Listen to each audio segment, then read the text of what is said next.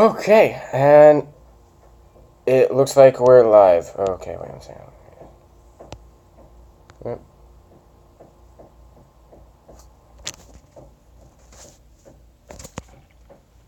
I rotate the device.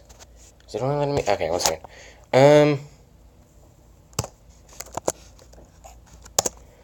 just gonna check that we're live, but we should be good.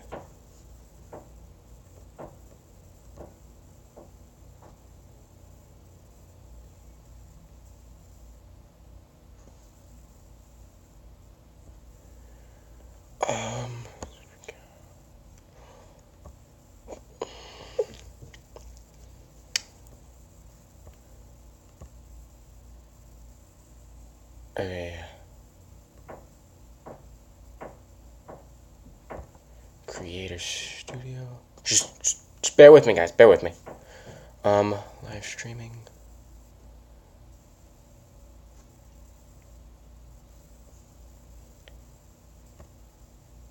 Okay.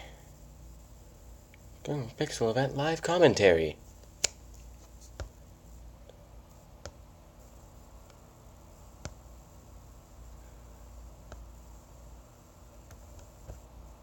Okay.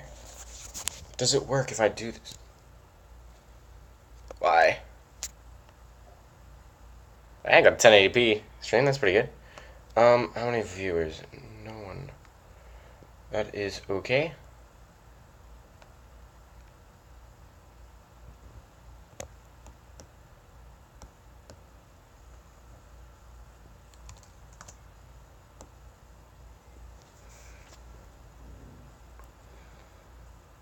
Two minutes. Okay. Really? I have to be vertical like this? Wow. Okay. That's unfortunate.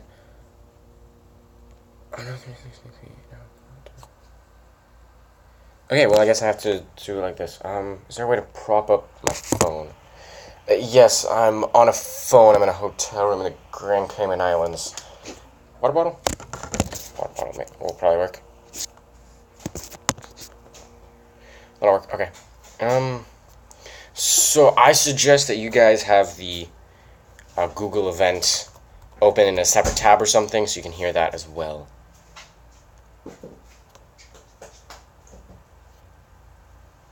Okay. Barely. Oh, are you not filming anything? What? You're not filming anything? Yes, I'm live streaming from my phone. Oh. So that I can live stream. So yeah, so it's starting in about 10 minutes. So you can go ahead and plug that in. There's no sound? No, there.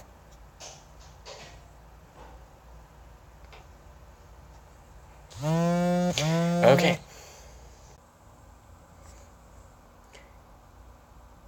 Okay. Apparently if I close the app... Okay. I'll be right back then. Is there a way to share? Share, there we go. Copy link. Okay. Just one more, gotta tweet this out.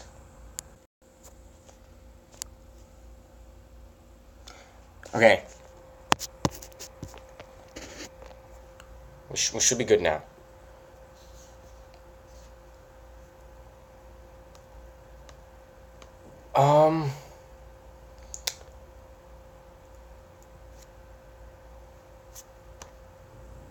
Yeah.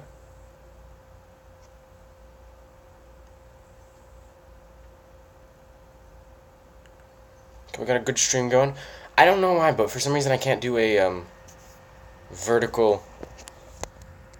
See, it says just rotate your device. Rotate your device. I don't want to rotate my device. I want to have a landscape. Whatever. Guess you guys are just gonna have to suffer like this.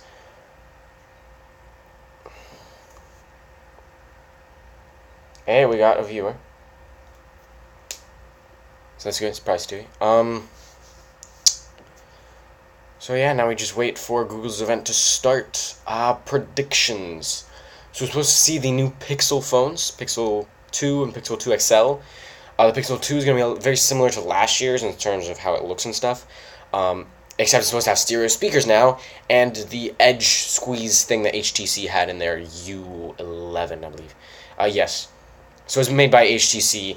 A lot of people are saying, "Oh yeah, because Google recently acquired HTC's phone R&D division." So that's how they're doing it. That was acquired like a few weeks ago. There is no way in the world that, I mean, obviously that team is probably still the people doing the Pixel 2, but that's really just for future Pixels, because like, we're gonna use you for all the Pixels anyway, so we'll just take you. So yeah, that and the Pixel 2 are a little bit separate in this case. The Pixel 2 XL is what I'm interested in. It's supposed to be made by LG, which always seems to have the most success when it comes to Google devices, Nexus and Pixel, or not Pixel now. It's supposed to have the full edge-to-edge bezel-less display and all that stuff, so yep.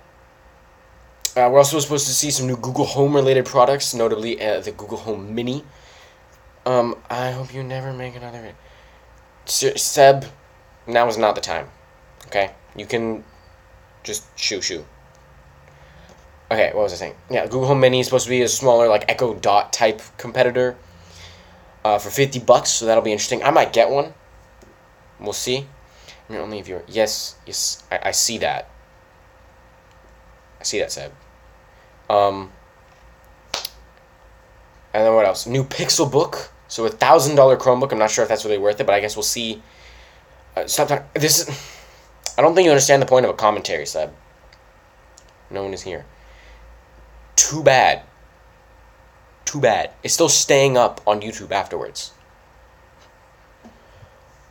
So yeah, Pixel Book running Chrome OS. I'm really hoping they have some sort of like pro version of Chrome OS that can be like a Windows replacement and not just Chromebooks. That'd be really cool. Not really, Alex, really. You too. I mean, I expect this from Seb, but you too. You're getting.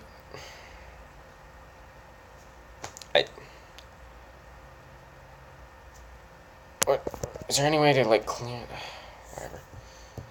AMD's garbage. Okay.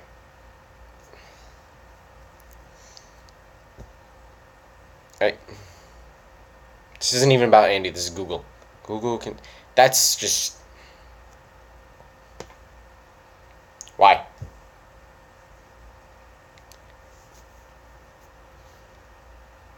Okay, so it should be starting in just a few minutes. Agreed. Why? And then we will see what happens then. That, what? Bing for...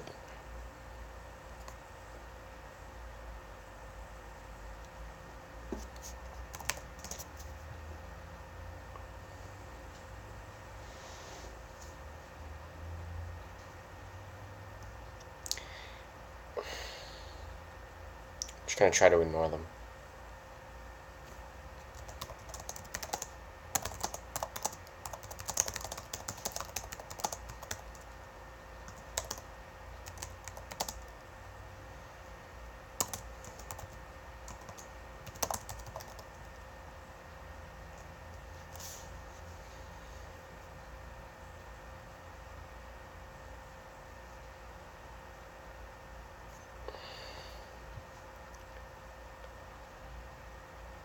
Keyword try. Why?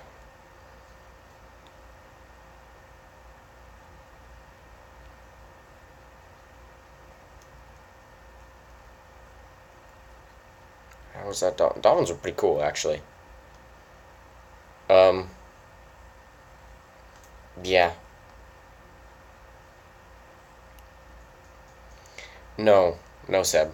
I do not. Just because I swam with dolphins doesn't mean that I'm into that disgusting stuff.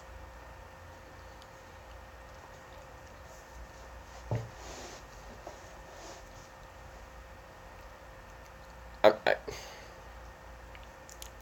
I, like, mute you guys?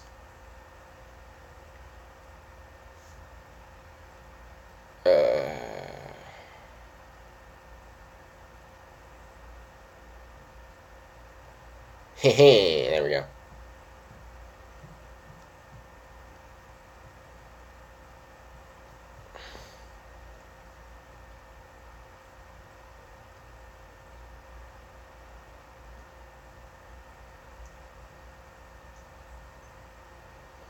Yes, I realize that. Hopefully, more people will come. Hey, it's starting.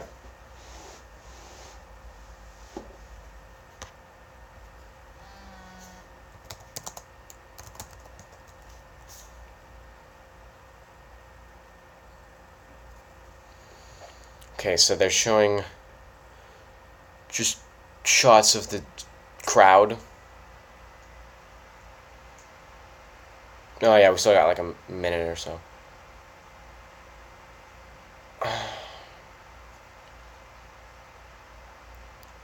Oh, they have a DJ who's been doing the music?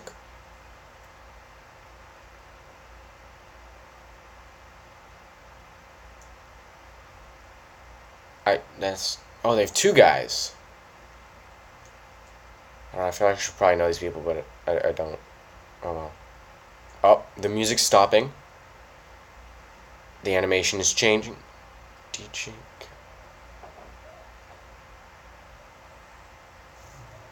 Why?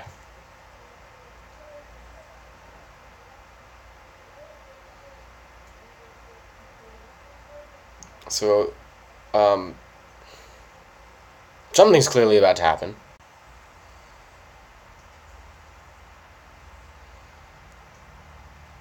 Okay. Having some connection. Oh, there we go. Now we're good.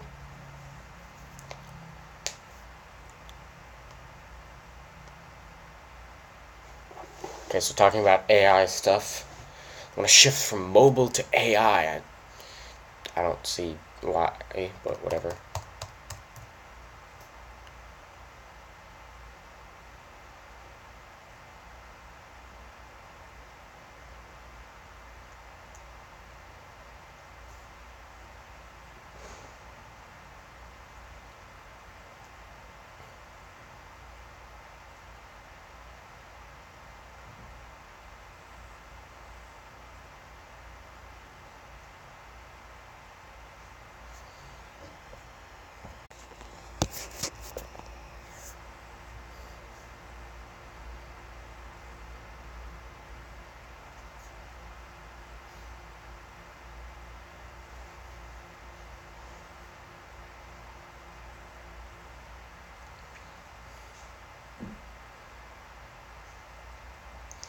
Okay, so from a small little bit of a picture, they can see what the street number is.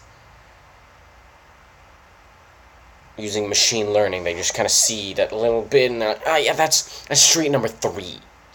Right, okay. I mean, sure, why not, I guess.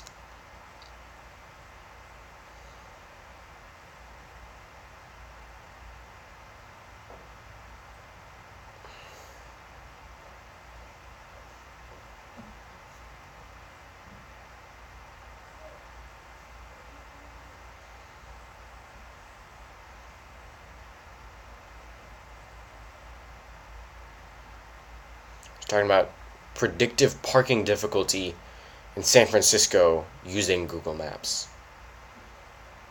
to help you find parking.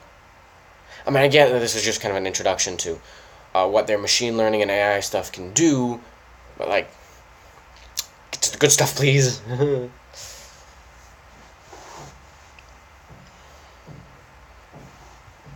Translate.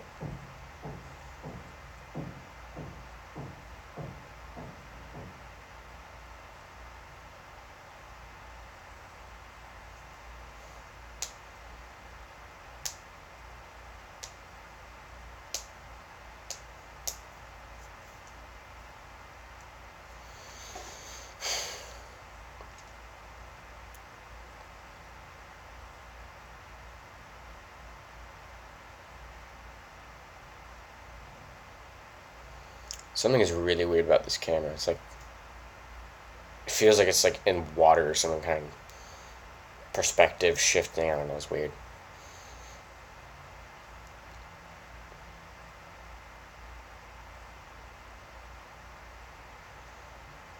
It's very AI focused. I mean, this was a big topic at last year's Made by Google event, and at this year's I/O. They really want to focus like AI. Yes, we're gonna have this phone technology powered by AI. We're gonna have this other technology powered by AI. Everything's AI, which I mean is good. It's to make everything work better together, be able to just adapt to what you need, be very specific to you, and just work well.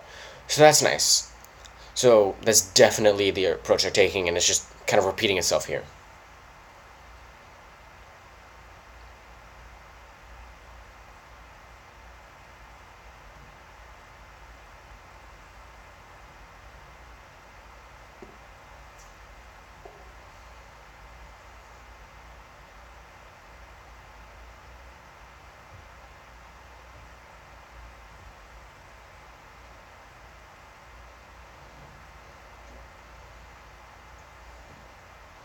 So I'm talking about the different ways that they're going to get AI to work, like the different contexts or whatever, I guess.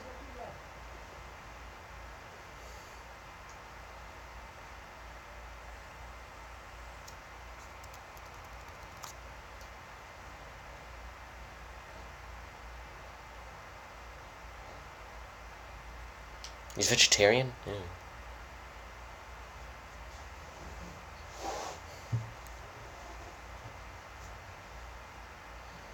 This is the worst chair. Come on. Learns and adapts. I mean, yes, that is the point of AI.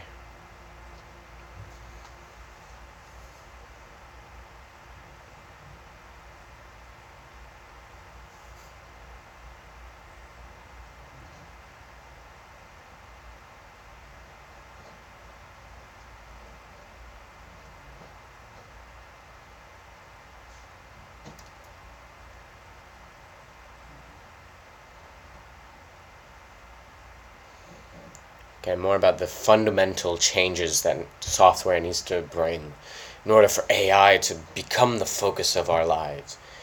Um, so yeah, they're wanting more talk of fundamental changes. Maybe we'll actually see that. I don't think so, but that's definitely something that they're trying to brag about, so to speak.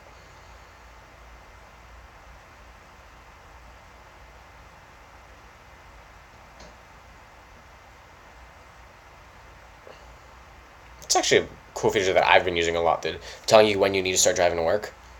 Because I often get caught up in other things, so I don't usually realize, hey, I should probably go to work. And I usually just get a notification like, hey, you should leave in like 5 minutes. And then I'm like, hey, leave now. And I'm like, oh, okay. And it's usually pretty accurate. And by usually, I mean always. It's always extremely accurate. So that's pretty cool. AI plus software plus hardware. I think AI uses a mix of software plus hardware, so I think it's just like software plus hardware equals AI in this case. But, you know, whatever. That's a cool looking slide, so we'll just roll with it.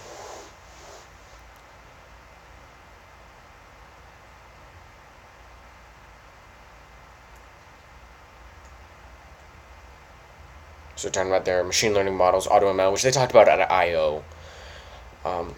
I think I have a post on my website, solidstateblog.com, talking about I/O. No details or anything, just like bullet points. Every time they announce something, I'm just like, hey, they announced this, and they announced this, to kind of keep people up to date. But yes, I do remember AutoML was something they looked at, a new sort of algorithm or modeling system to help make machine learning much more efficient, and especially more efficient between people. So other people can collaborate on projects, and it can still use this AutoML framework to work. And it's more accurate by about 1%, using actually, wow, only 2/3 the computing power. So yeah, I believe, if I remember correctly from I/O, it does use more collaboration to try to get people to work together on this model so that it can be more efficient. Object detection. So yeah, I think the first thing they're going to talk about today is the Google Lens, which they talked about at I/O. You can just use through Google Assistant. So it's kind of like the now on tap screen contextual thing, which kind of worked. It works sometimes, not all the time. If I tried, like, if there was a guy on TV and I tried to know who it was, and I tried to just, like, open the camera and then do that, it'll just say, you're looking at a TV. And I'm like, thanks. Google Lens is supposed to be like a better version where it just sees what's in your camera and it can give you context. Like if you scan a Wi-Fi password, then it'll automatically just connect you to that Wi-Fi network. Different things like that. So kind of like QR codes, but everything is a QR code. So it's actually pretty cool. I suggest you guys look at that. So that's probably what they're going to talk about first today. Yeah, last year they talked a lot about. They started off talking about AI and how they're so good at AI stuff, blah blah blah, and then I believe they started with the Google Assistant. So now they're probably going to talk about this new Google technology. It's not Assistant, but Lens, powered by Google Assistant. They're talking a lot about AI relating to pictures, so that's probably what I'm going to talk about.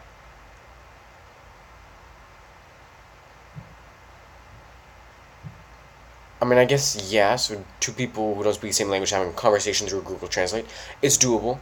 Google Translate is not the best if you're trying to write an essay, I know, but I guess if you're just trying to get your point across and just see, like, hey, communication, let's buy a hot dog. Google Translate is probably plenty good enough, so that's still pretty cool. Also makes me think of a video from Linus from a few weeks ago with the in-ear instant translator thing, where he said it'd just be easier to just use Google Translate. Well, I guess people are doing that. Okay, new guy Rick is coming on the stage. Yeah, Rick! Go, Rick! Rick Osterloh. Strange music with pipes. Hi, Rick.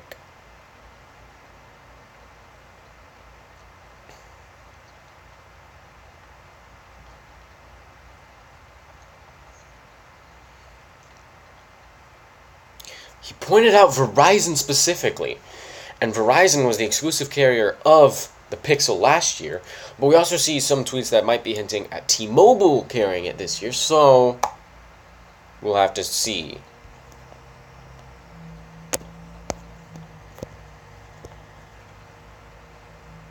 Pixel Home and Wi-Fi, and Daydream, and Chrome, yes. Oh, there we go. I believe there was more. I mean, probably just more kind of in between. So yes, definitely hardware made by Google.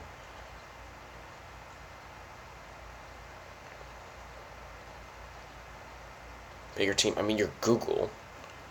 A day? Oh, yeah. So they're talking about the HTC acquisition. Which, again, this acquisition is not directly affecting the Pixel 2. It will affect the Pixel 3. Yes.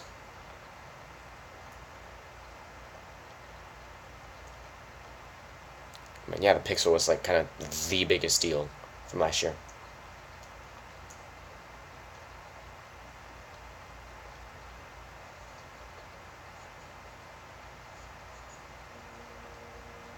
I am glad I'm wearing earphones. Otherwise, my phone would have gone off when they kept saying, okay. So yeah, they're just showing press coverage of their stuff. They're like, oh yeah, it's so cool.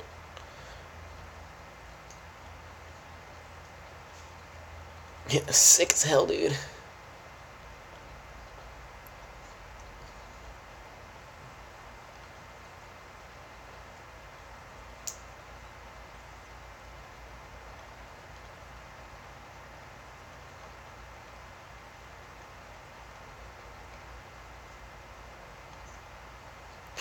Gotta get that MKBHD cameo in there.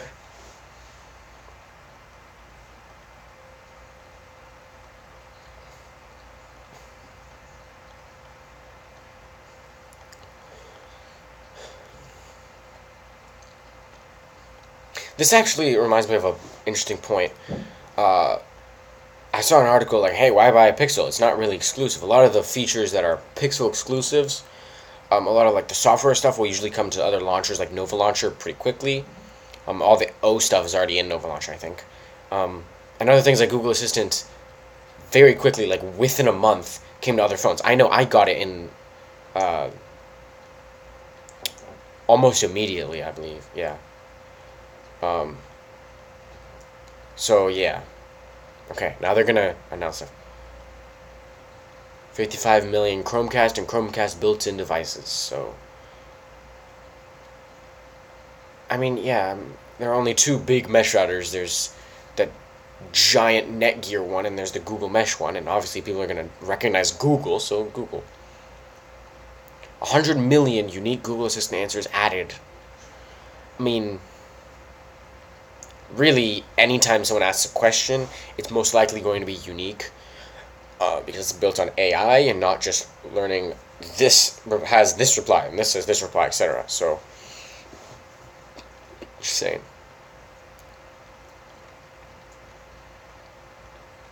Okay, yes, so people like Pixel phones. What about Pixel 2? Okay, never mind. I don't think they're going to talk about Lens first. I think they're going to talk about Pixel 2 phones because they're like really focused on the Pixel, and now they're going to say, but now it's even better. So, let's wait just a few more minutes.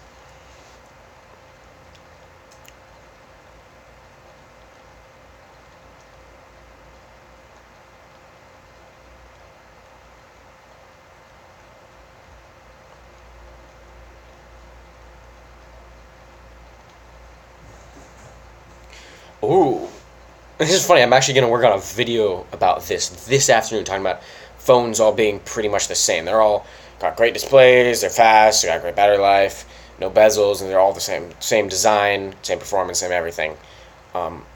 It's tough for competition. This is something I'm talking about in the video. I'm going to film it this afternoon. I'm actually waiting for this announcement to fit in the information about Pixel. This is actually giving me some good content to put in. So keep an eye out. That should be up within a week or so.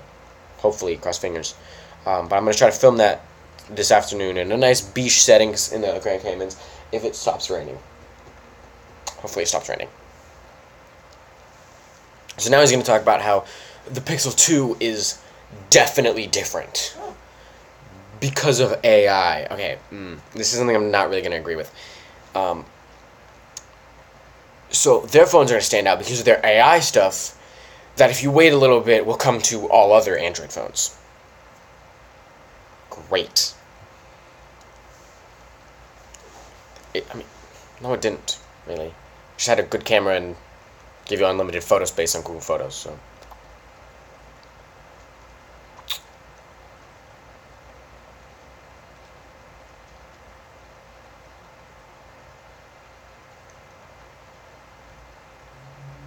Now moving on to... Okay, so they are talking about machine learning a lot.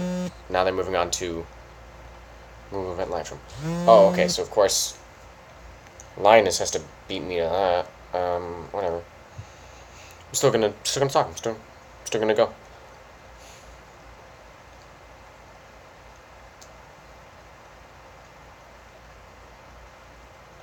Neural beam. I'm kind of wondering how much of this is actual, like, spec stuff and how much of it is just techno jarble. Connection keeps going to me. Okay.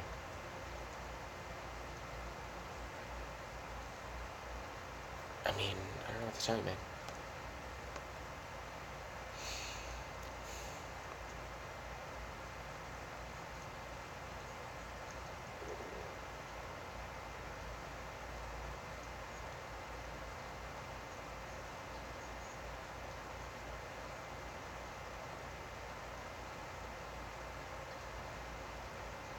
Okay. Please tell me he's not going to invite someone else to do this. There's like 5 this is what events are these days. There's like 5 introductions. Each time, let me invite blah blah blah person to talk more about this. And there's another introduction, and they finally get to one thing. But like, even one device needs like 5 people covering. It's just switching off people and introductions to this, and like, oh, this is great. It's radically helpful. Like, come on, just lay it out for us. Just peel it off. Rip it off. Rip off the Band-Aid.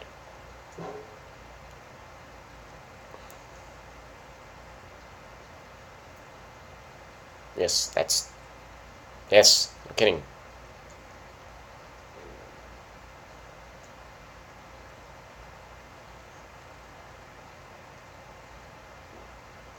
So Google Home is going to be first. Inviting someone else new, of course. Gotta get that transition music.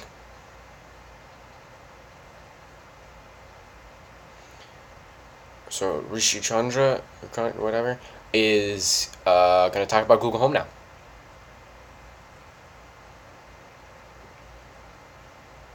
So they're going to announce that they've sold a bajillion homes. Yeah, they're just going to brag about their stats right now.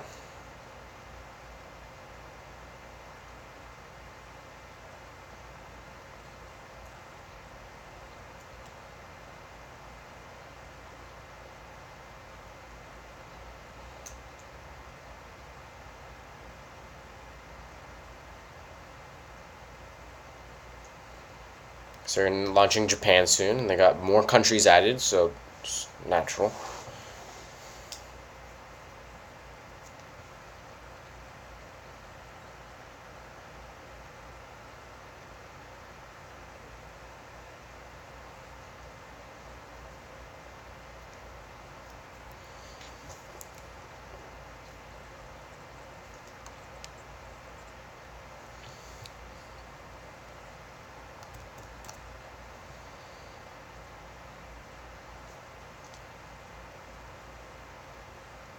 The ability to recognize your voice exclusively.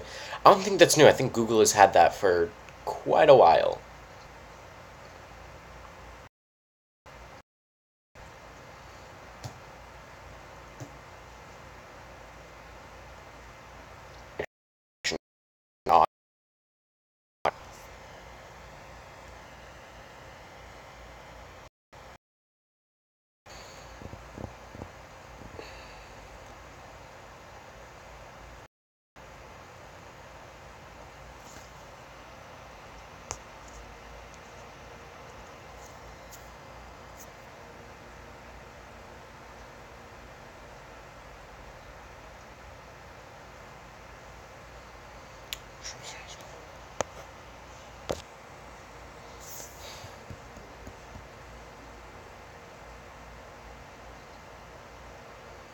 Okay, so hands-free calling from Google Home. That's not new. They've announced this already, and you can use your own. Yeah, so all of this is the stuff they've announced already. You know, calling. They know who, based on your voice, who's talking, and they can access your contact. The person I would only connect my account. Like, you know, people can. Um.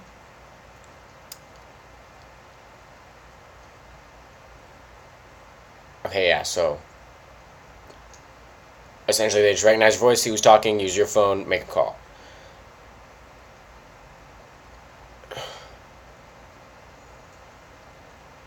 They're bringing on another person. So they need two people for introductions, one person for bragging about the Google Home, and another person to talk about something else about the Google Home. Ah, yes, of course. The Google Home is an elegant design that fits perfectly in your home. Thanks to its fabric base. Yeah, yeah, yeah. Come on.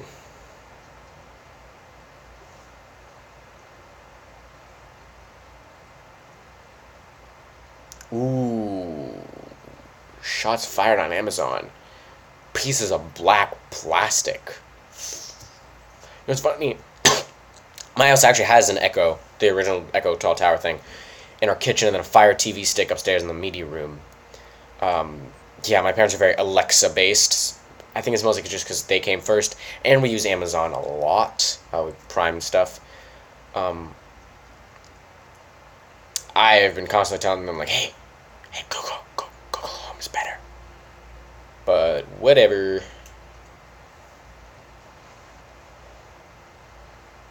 Intuitive. There's that word again. Intuitive. Don't make something intuitive. Make something work. Google Home Mini. Okay, so finally, a new product. Google Home Mini. It looks exactly like all the leaks did. It's like a little cushion. It's a little cushion. Let's be honest. Simplicity of the design. Ooh.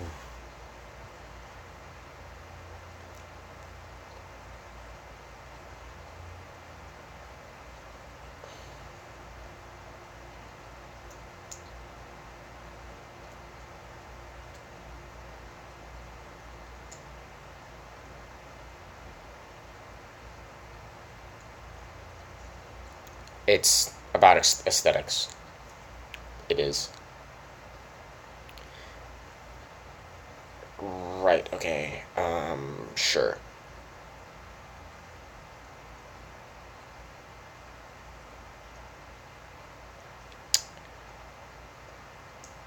Okay. Anyways, yes. So it's the Google Home Mini is gonna do everything that the Google Home can do, but it's mini and it's gonna be cheaper.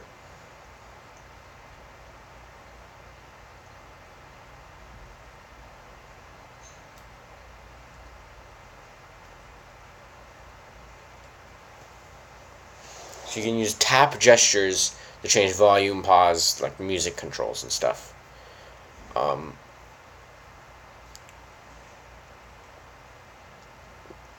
okay, sure.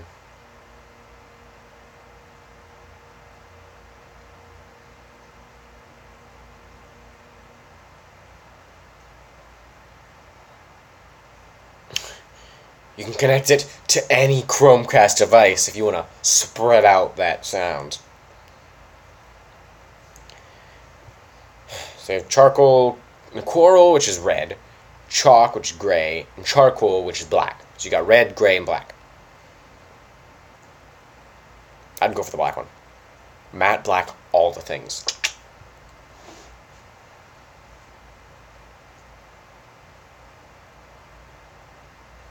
That's tryharding to the extreme.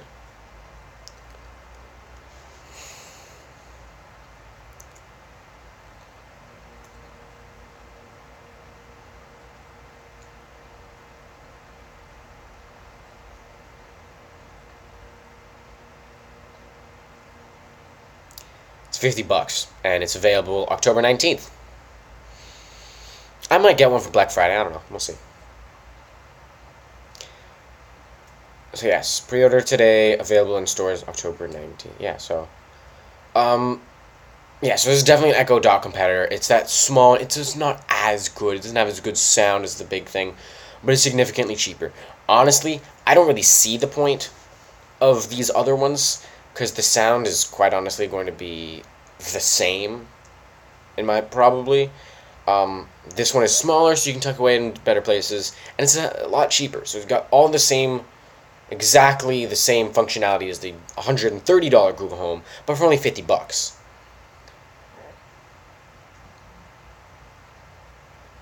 So yeah.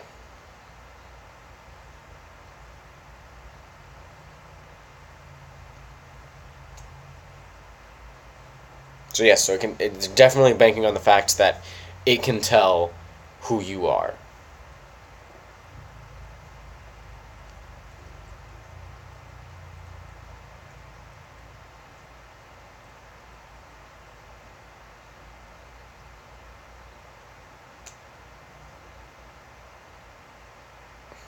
Yeah, $49. That's a lot less than $50.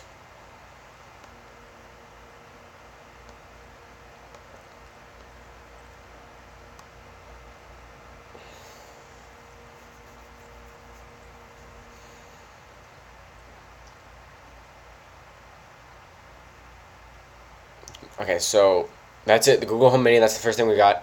Um, Now we got Google Assistant. Should probably actually post this on my website.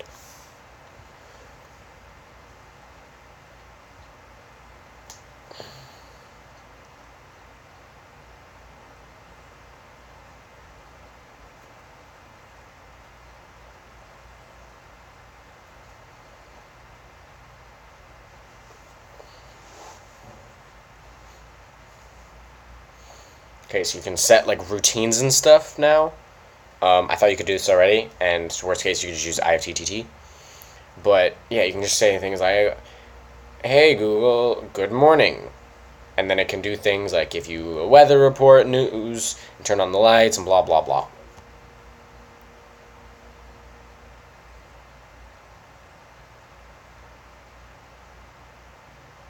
You can also find your phone by saying, "Hey, find my phone." And if you have an Android phone, it'll just like start ringing and like doing stuff because obviously Android is better. iPhones, it'll just call it. So if you have like paid per minute stuff, then sucks for you. It supports over 1,000 smart home products.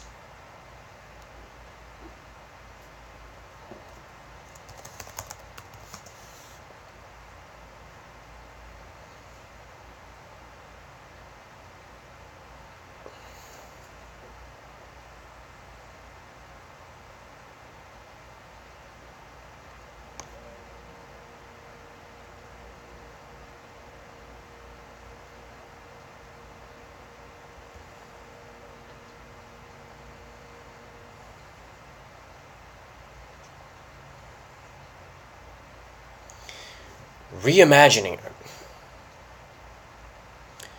Okay, yep. So they're bringing someone else on stage.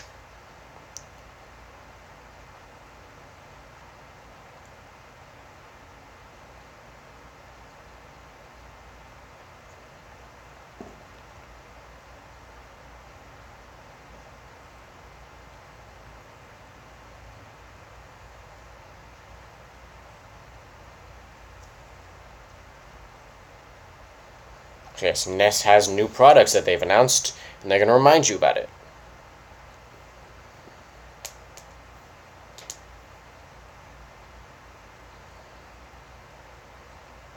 Of course, they're all compatible with Google Home. Of course, of course.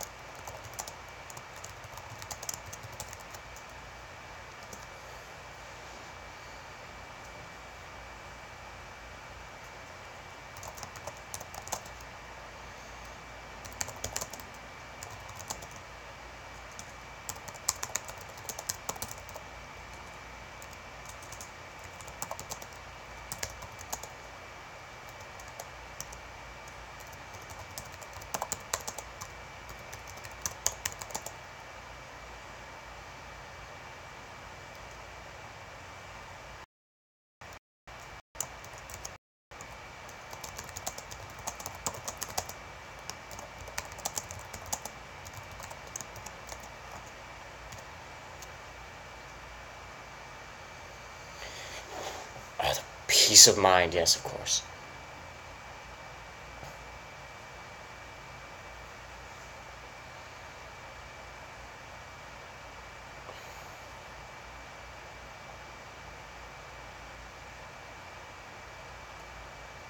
Okay, so yes, this is kind of just more bragging about how um, Google's Home makes life easier and blah blah blah.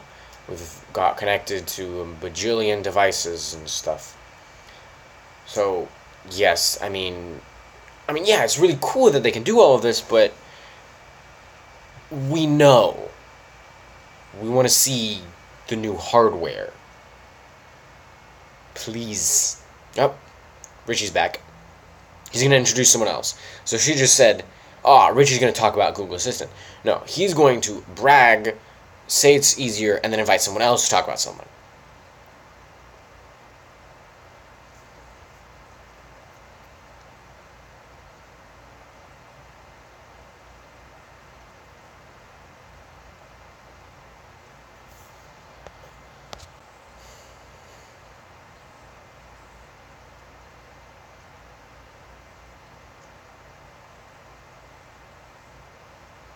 Oh, okay, there we go. Connection is unreliable. Okay, so new broadcast feature. So if you have different Google Homes, you can just talk to one of them and say, "Hey, broadcast," and then every single Google Home will all of a sudden just start broadcasting whatever you're saying. So you can say like, "Hey, kids, come to dinner." Then you can do that.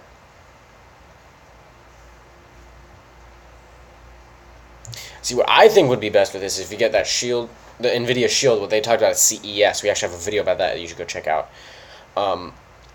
They have, so they got the main Shield connected to your TV, and then you got a bunch of those little circle things you can plug into wall outlets all over your house that all work with Google Assistant. So if you have a bunch of those, then this broadcast feature would work really well without having to buy like $1 million worth of Google Homes.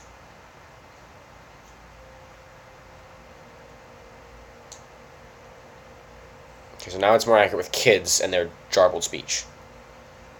So yeah, I mean it's better. But yeah, that broadcast feature is actually pretty useful. I bet my mom would like that.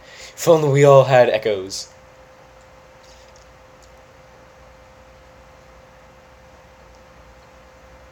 Seriously, it'd be so cool to be a family member of these people because you still get to see all this stuff beforehand to be able to film these ad things.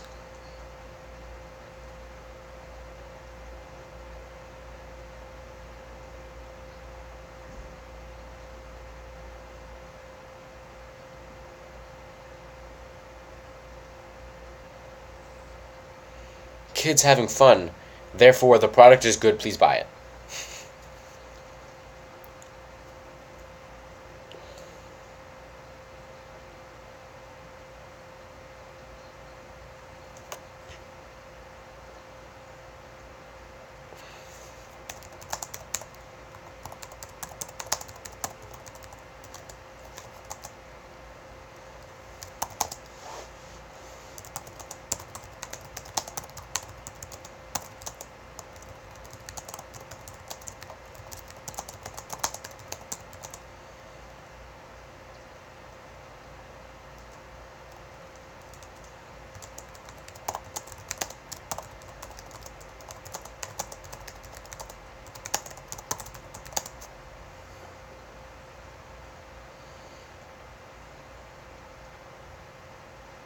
Okay, Disney partnership.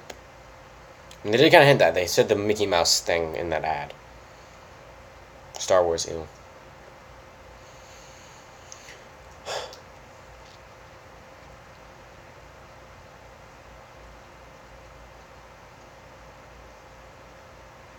So actions on Google.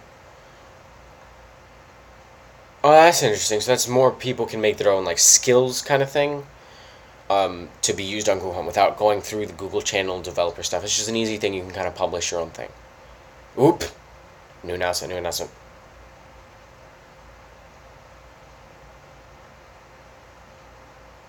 This looks like the side. Wait, whoa. What?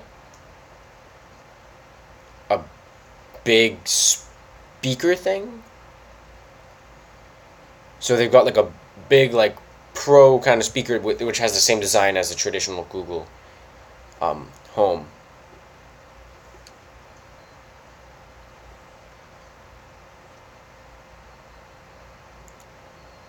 But does it have Assistant built in?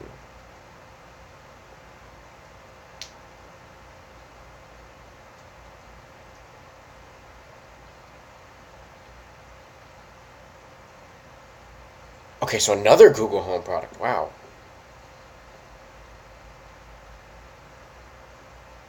Okay, so this is not something we were expecting. See, that's why you can't. The Google Home Max. Wow, it's actually kind of cool. Yeah, this is why you can't just say, "Ah, we got all the leaks. I don't need to watch it." Like, we got stuff like this. So Google Home Max.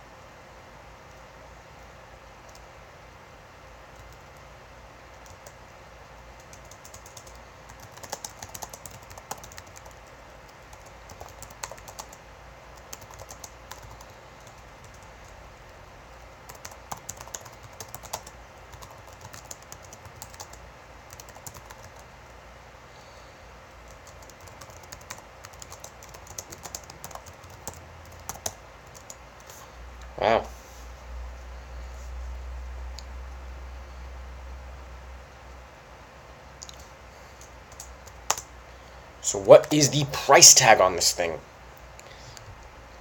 So yeah, now we got this full range. So we got the mini at $50. We got the regular home at $130. So this is probably made $200. So they gotta lower some prices on some things, because now Echo's line has the Echo Dot for about $50, the regular Echo for $100, and then their Echo Plus for $150. Oh hey, AG's back. What's up?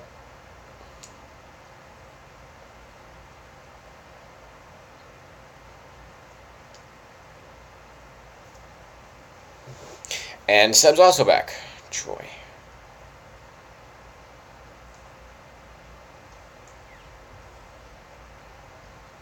So what's going on? Google. What's going on? Google. I don't know. Google's announcing they've got 3 Google Home devices: the Mini, the Home, and the Home Max.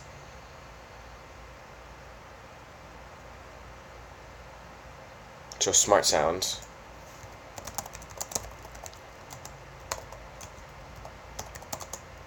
So I'm not sure. Does this smart sound only oh, what forgot. Does it only support the Home Max, or is it just any Google Assistant powered speaker system?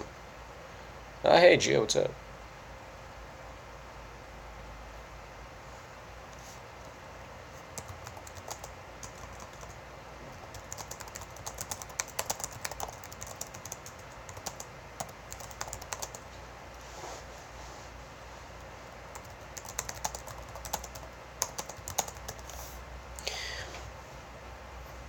But what is the price? Oh yeah, that's right. You guys are all in the Bahamas. Yeah, it's the Bahamas, guys.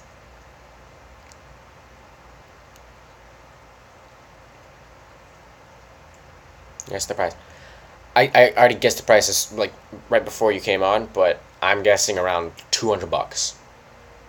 Actually, the Cayman Islands. Yes, I am in the Cayman Islands, so probably like a 10-minute boat ride from you guys. Good with that. Wow, thanks, Alex. Thanks, buddy. Can sync the sound between $400. Oh my goodness. I mean, I get that the speaker's like amazing, but that is expensive. $400. So yes, it's got this like big recap. This has got this big device with like 2 like pro subwoofer things and then more speaker things that can tune itself based on your environment, etc., etc. It's got like the best sound experience in a single device, and it has the Google Assistant powered in and the great aesthetic design. But $400. Oh my goodness. You better have some like great positional audio bouncing whatever the heck. So you can just have like one of those in like the front of like a media center and just have that power everything. But oh my god. Okay, so now they've got an ad partnered with Diplo.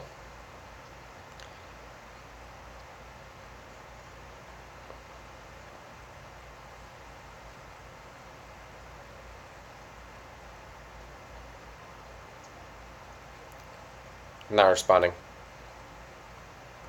And that's why you're on and watching, huh? Uh-huh.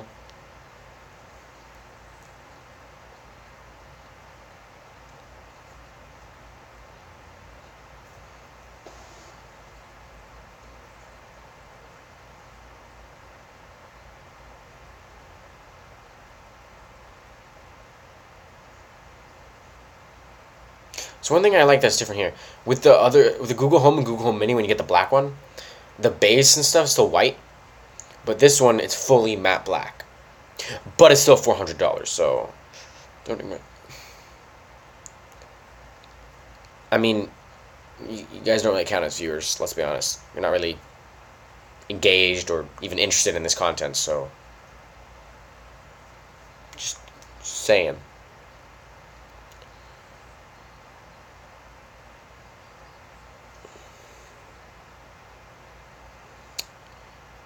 Are you guys even watching the Google live stream? Interested in opening it. Oh, okay, so they've invited yet another person on the stage. Innovation, yeah, whatever. Phones, yes! Please talk about the Pixel 2. Never mind. Laptop. So this would be that Pixel book that I was talking about. Pro Google Desktop OS, please. Announce like a legit Google Desktop OS, please. And I know they're probably not going to, but it'd be awesome if they did.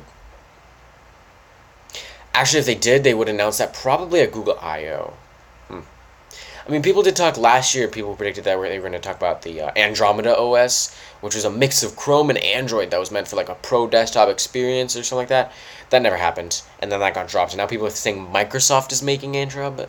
I don't know, but hopefully, I want them to make like a legit desktop OS powered by Google. But no, of course, they just got regular Chromebooks. So the Google Pixel Book.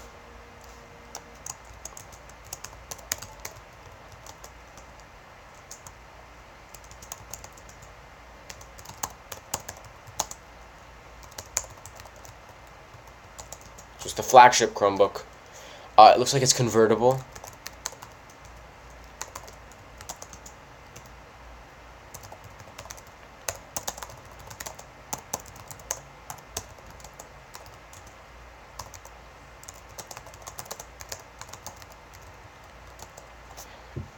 So yeah, they're saying, oh yeah, we got oh wow, that's thin, 10 millimeters thin and a kilogram. That's okay. That's small. Yes.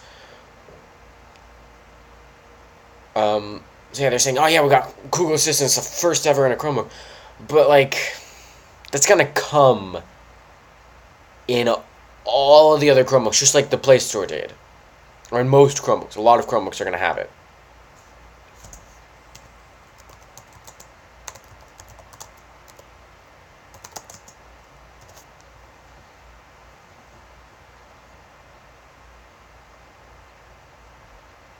So that's actually a good point there. When you get like a convertible laptop like this one, my HP Envy X360, you put it in tablet mode, it doesn't really feel like a tablet. It's a little bulky. You got that wedge thing, but no, this one like is super thin. It's gonna be just 10 millimeters. It's gonna be nice and even, so it should feel nice. Oh, that's disgusting. So you guys remember that the glass thing on just the top half of the Pixel phones? Yeah, that's here on the laptop. 12.3-inch Quad HD display.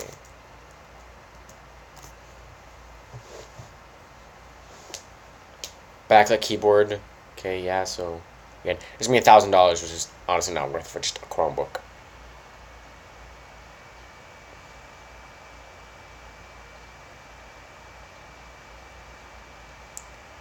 Yeah, so this is something that was predicted, but it wasn't really understood. It has 500 gigs of storage on a Chromebook. Why?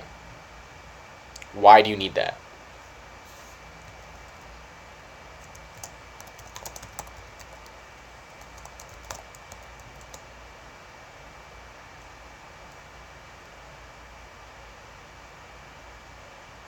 So yes, again, Type-C, being able to charge everything with just one cable.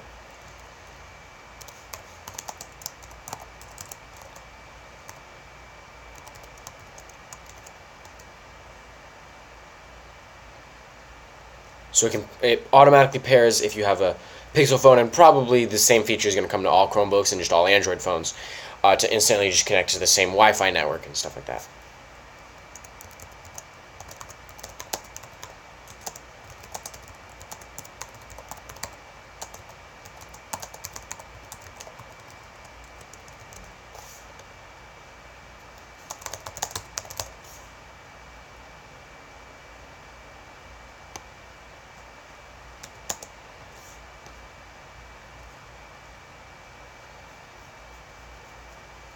Automatic updates, so again, just normal stuff that you'd expect.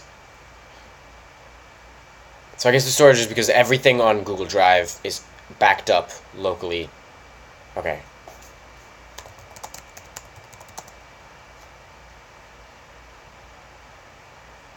And yes, so that little launcher icon that was in the bottom left, that start menu type thing, that I don't think most people used, that's now a Google Assistant button.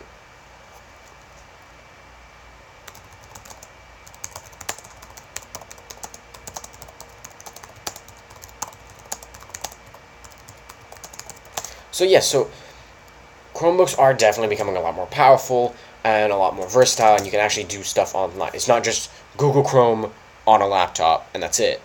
There's, I mean, especially with the Play Store, now you got all this offline stuff, etc. So, put the live stream on. Um,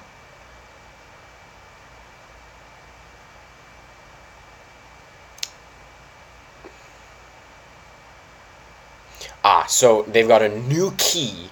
So the Windows key or Command key or the power key is now the assistant key. Put it next to your face.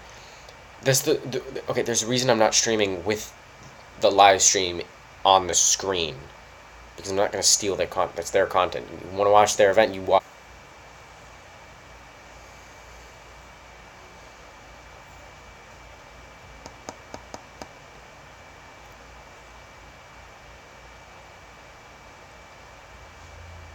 Okay, so Google Play Store works. Yes. Adobe Lightroom. Okay, yeah, so there's a Lightroom on Android. Okay, yeah. So that actually could make Chrome OS a legit, like, pro desktop OS. If companies like Adobe can put, like, a Premiere on the Play Store, and just, like, make it work with Chromebooks only or something like that.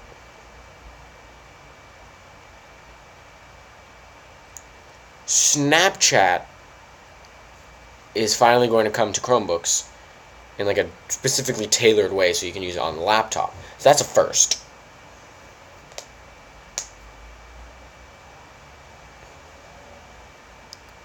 Another ad about how it fits in your life.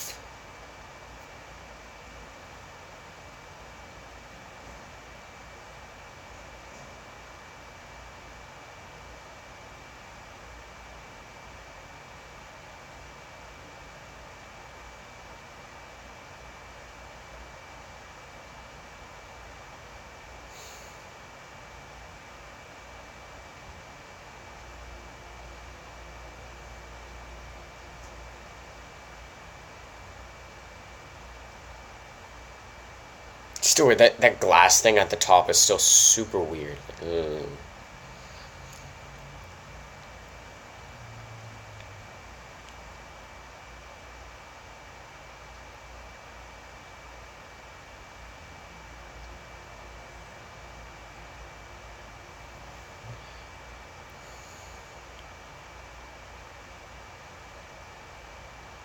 So the Google Pixelbook.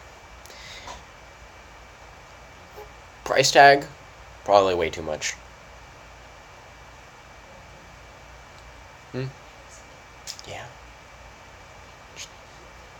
Yeah.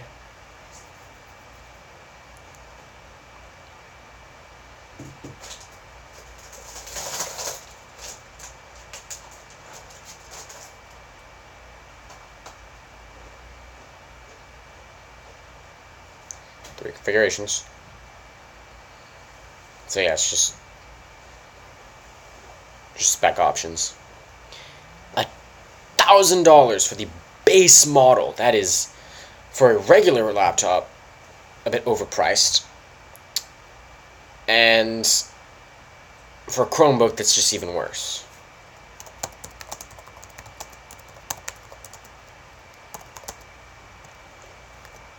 So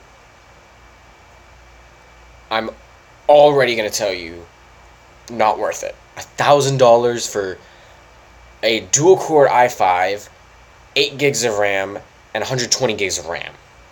You can get much better from this laptop right here, already, for $600, $700.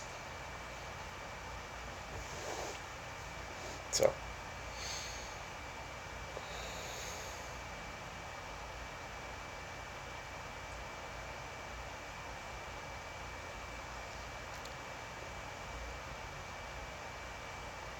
Smartphone. Okay. So now they might be starting to talk about the Pixels, new Pixel phones.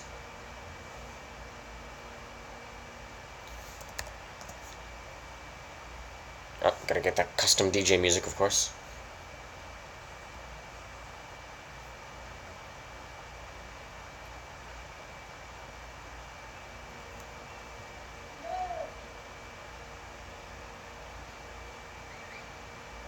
So another guy's on stage. Come on.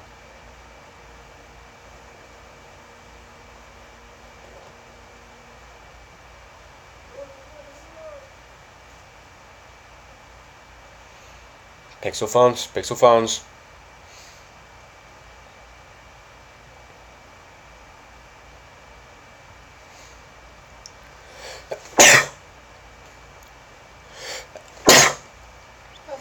Thank you. This Google Pixel, great phone. So now they're going to talk about the Pixel 2.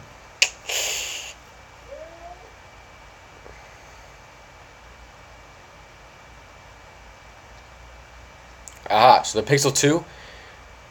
What? Okay, so the blue is now light blue, and then the white has black glass. The camera's base, which it looks like the leaks, but yes.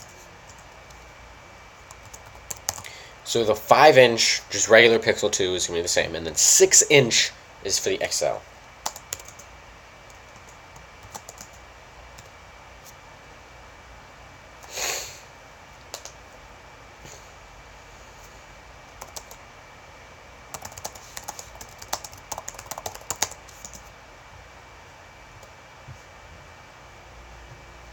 Of course, more of just bringing together the best of hardware and software and blah, blah, blah. So, let's look at this.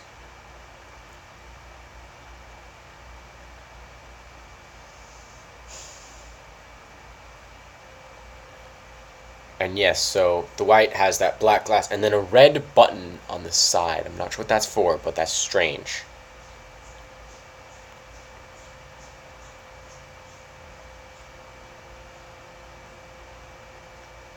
Okay, so that's actually good, a little better now.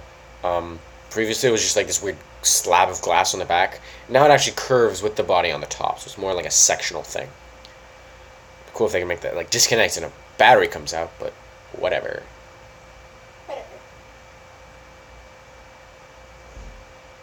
Stereo speakers.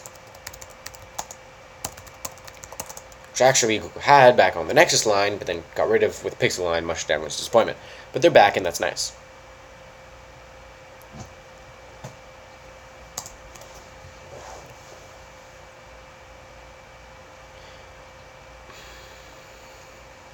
They got rid of the headphone jack, and it's official. Alright. So they've got Bluetooth 5.0. So they're trying to push wireless. How are they going to pull off the fact that last year they were making fun of Apple for getting rid of it, and now they've gotten rid of the headphone jack?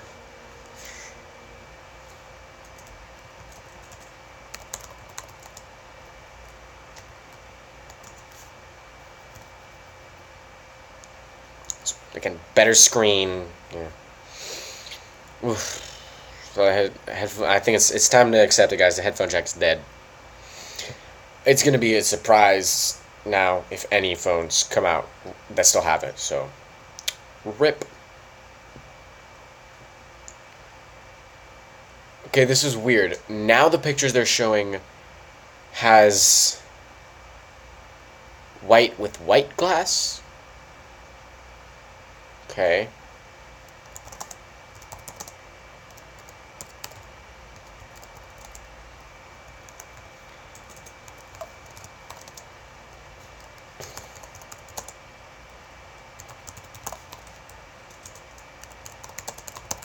So yes, it's the normal display that we've been getting, 18:9 bezel-less. It's got curved edges similar to Samsung, but it's actually probably closer to a LG V30 style where the glass is like curved and stuff, so it makes it seem better and more infinite. But like the screen itself is still just flat. Okay, so it's the XL.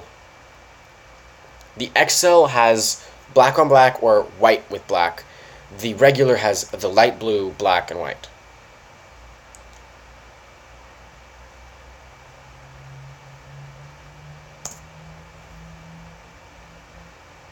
Okay, much more waterproof. So it's IP67 now, which is the same as the iPhones. Not quite on par with Samsung and LG's 68, but it's definitely a step up from last year's 53. So, new cool and youthful features from the Google Assistant. Let's see. And bringing someone else on the stage.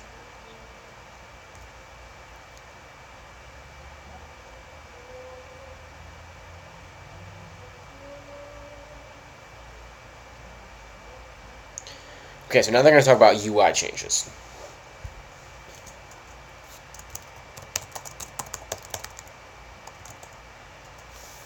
Always on display from the Pixel 2. So again, thanks to the OLED screen, they can black out the pixels, etc.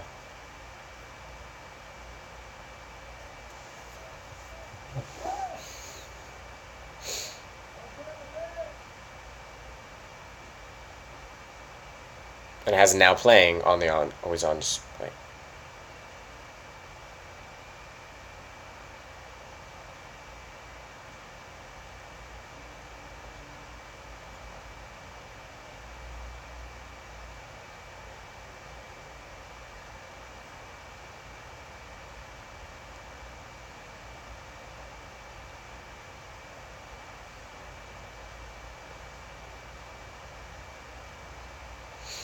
Oh, okay, so it can see what is playing around, pick that up, and tell you.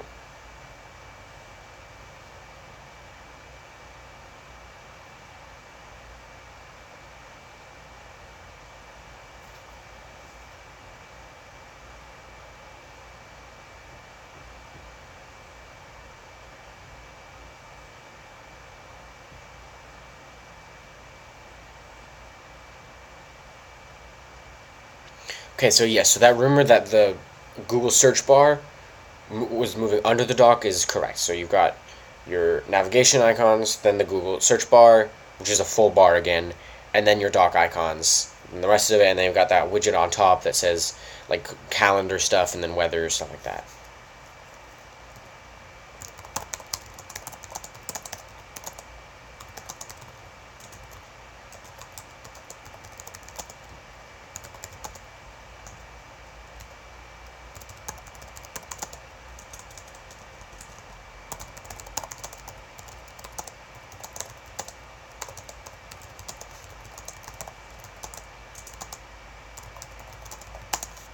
Okay, it's easier to reach, so yeah, you can just, instead of going all the way up. Or you can just say the phrase.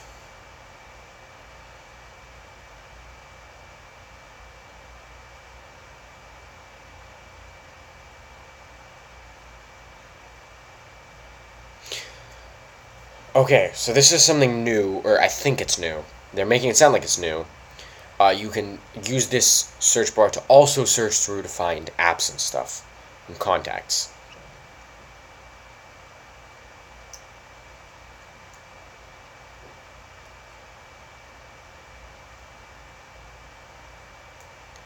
Okay, so both pixels have active edge.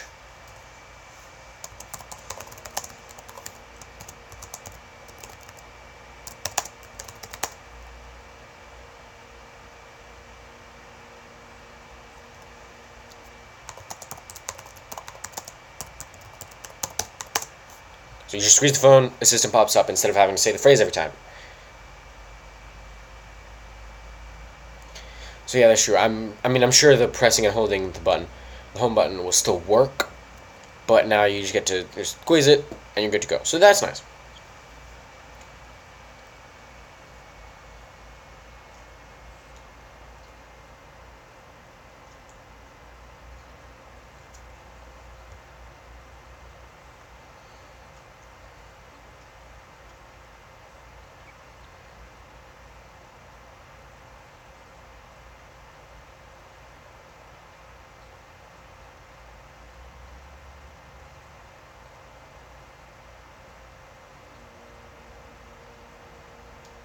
Okay, and again, so this broadcast feature works from your phone to all your Google Home. So that's nice that they're integrating all these different Assistant products together.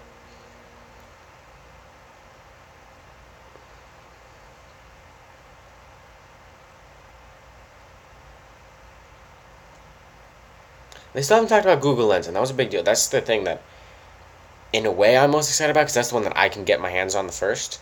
Because I'm probably not getting a Pixel 2. I mean, this phone's still working just great for me.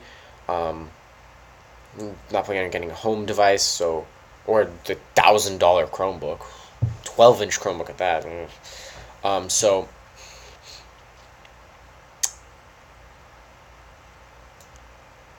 okay, yeah. Lens is something that I can actually try out on my own phone soon enough. Hopefully.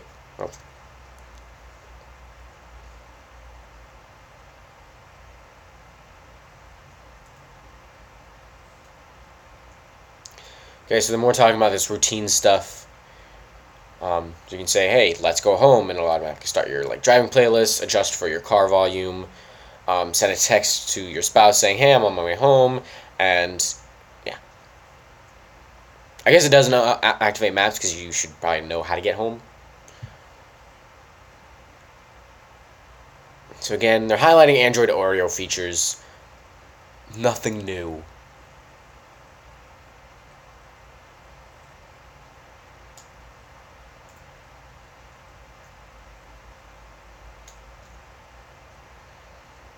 So yes, again, kind of bragging a bit about how their own devices will get the fastest updates and stuff.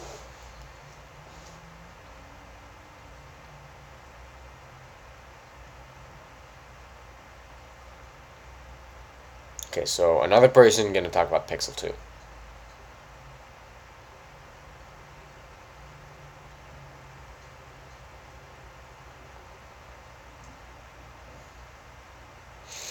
Lens! Yes.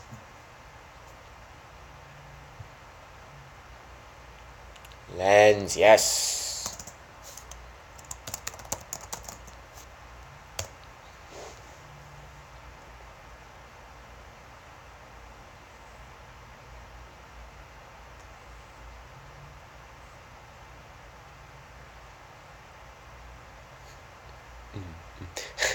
That's funny.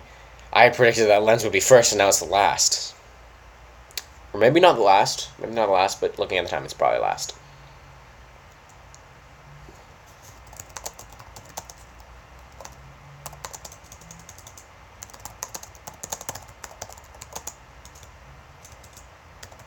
Oh no, they're supposed to talk about more Daydream stuff. That's true.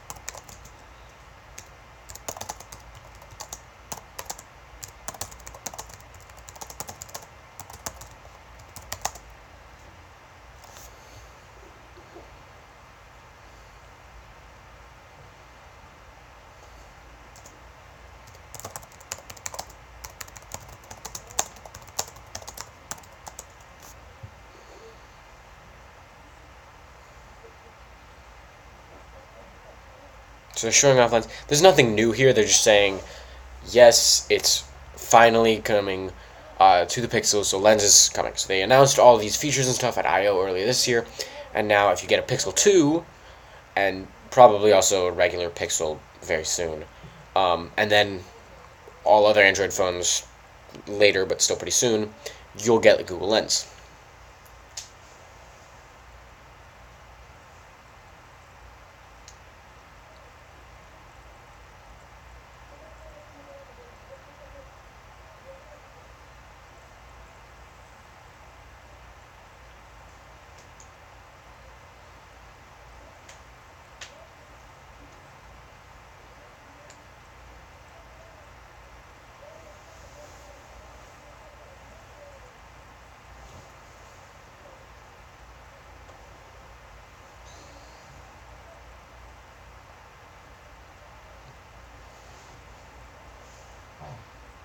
Yeah, you get the picture.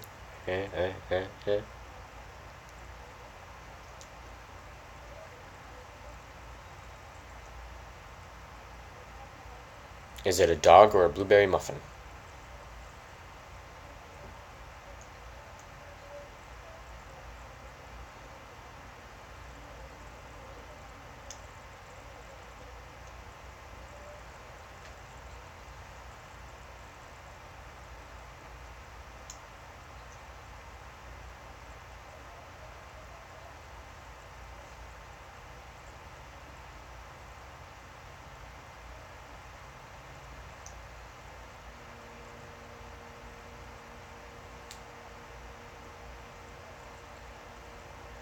actually arguably better than humans.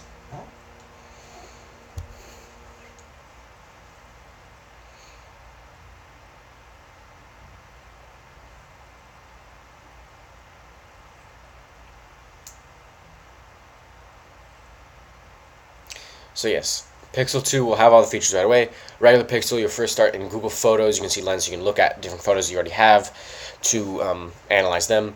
And then very soon, through the Assistant, you'll get to see. So now they're talking about AR.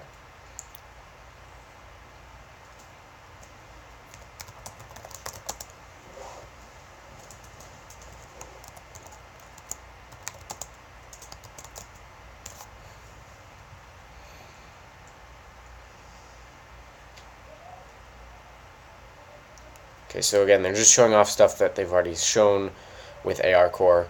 Oh, wow. So I don't know if you guys have already seen this. With different gaming competitions, you can, in VR with like a Google Cardboard, you can see a bird's eye view of what's going on in the game, and you can also look up and see the normal streamed screen. So another thing you can do this with AR, you just get like a table or something, you can show like League of Legends on it, you can have things, you can add different stats or whatever on the sides, whatever in AR, so not necessarily having to completely get rid of everything else. You can just add that to what you already have. So that's pretty cool. Or you can take a picture with a animated cup of coffee.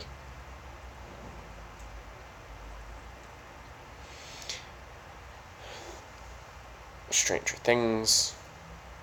Watch the Mad-Ann emoji soon. But this time without the need for a true depth camera thing. No, but seriously though. So they're showing off more AR core technologies.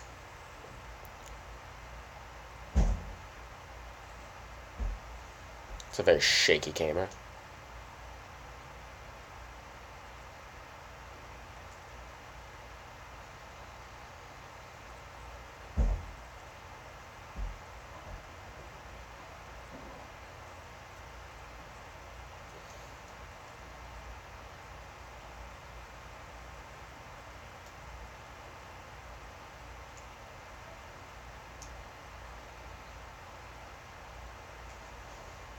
The lighting, huh?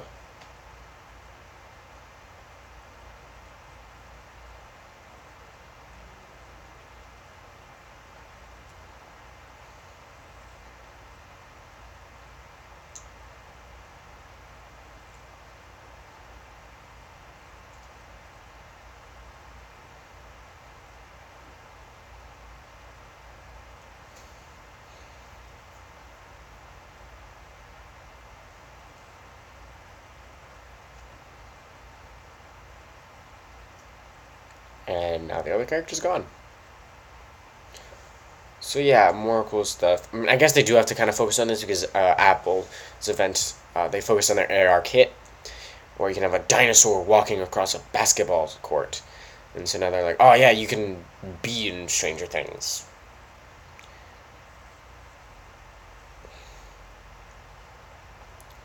So they're trying to show off that they have more like kits and sticker packs available for their AR environment.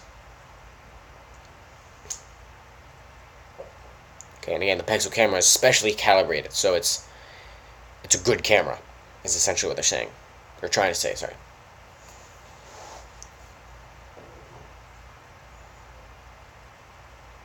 I still want to know why that button's red. Why is power button red?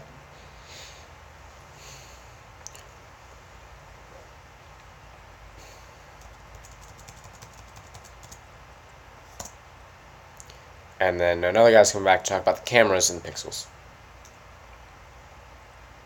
So, this is interesting. This doesn't have dual cameras. It's just one camera. But my guess is they're probably going to be able to mimic some of the dual camera advantages, like portrait mode and stuff. They're going to do one camera and do it.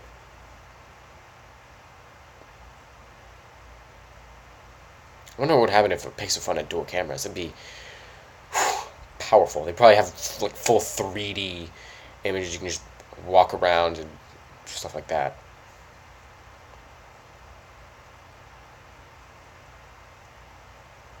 Okay. Pixel 2 has a... Wow, okay. A 98 score for DxOMark on the Pixel 2. I think iPhone 8 has like 95. Here, let me look at this.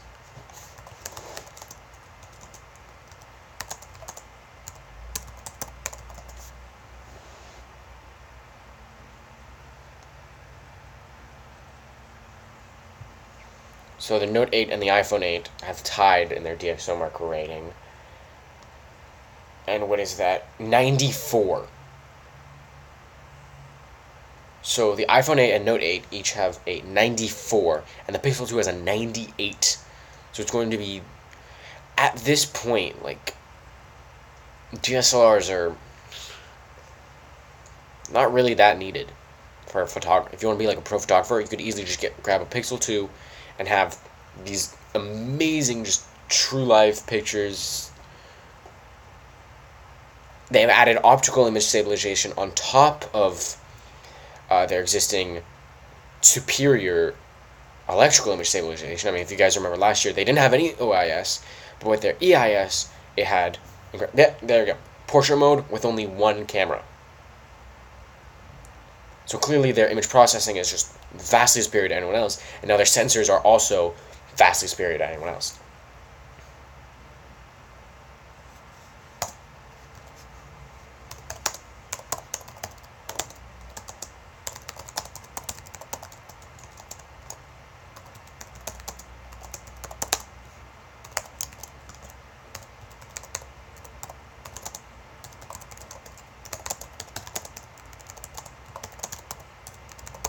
So that's pretty cool.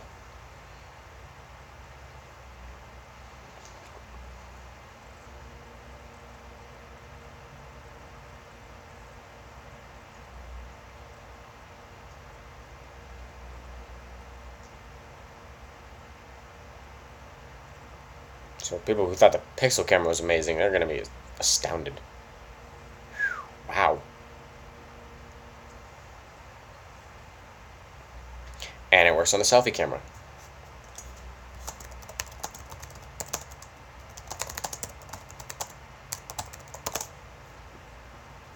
Oh yeah, it definitely works on both of them. So that's interesting. The only reason that the iPhone 10 finally has portrait mode on the front camera is because they have their depth sensing thing that they're using for Face ID, and they're just using that to sense the depth for their portrait mode. But here, because it's just completely software analyzing for the pixels, it can do both just immediately. So that's pretty cool.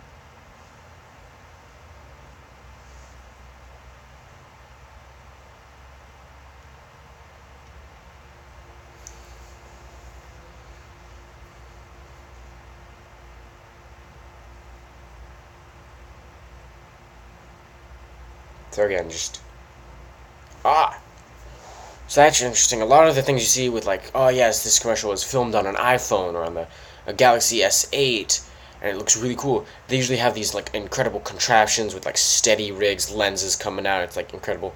But now they're showing a full like documentary type thing, filmed with just the Pixel 2 by itself.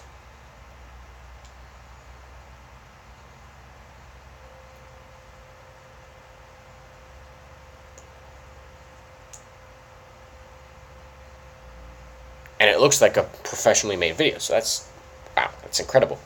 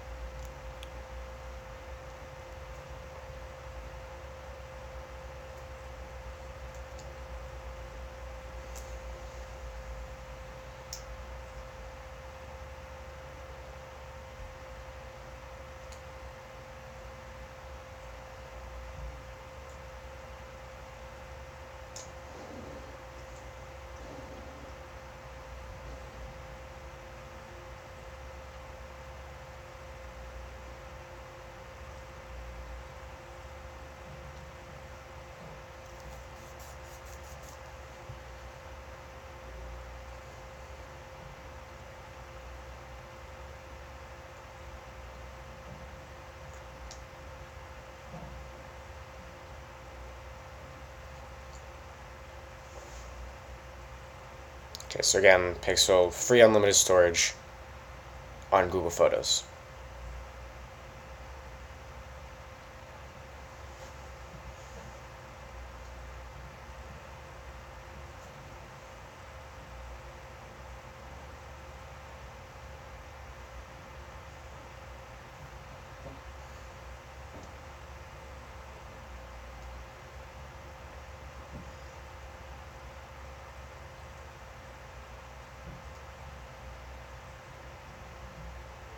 So again, more of just the regular photo storing stuff that was announced with last year's Pixel. It, of course, carries over to the Pixel 2.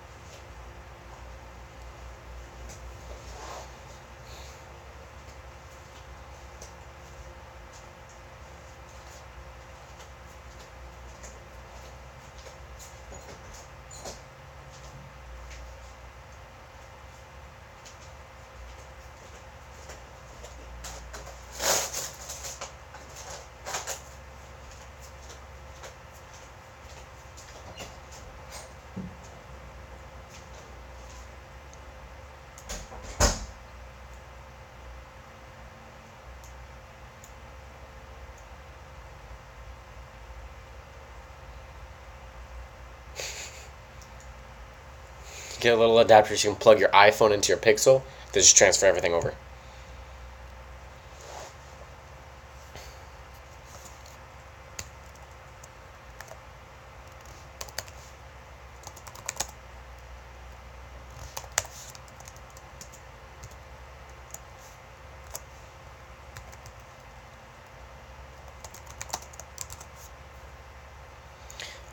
XL, or sorry, no, 64 gig base storage. That's pretty cool.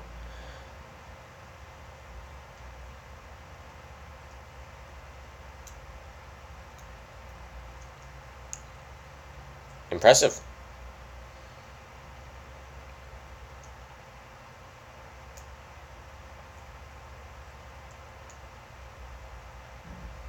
Of course, more of their live cases or whatever.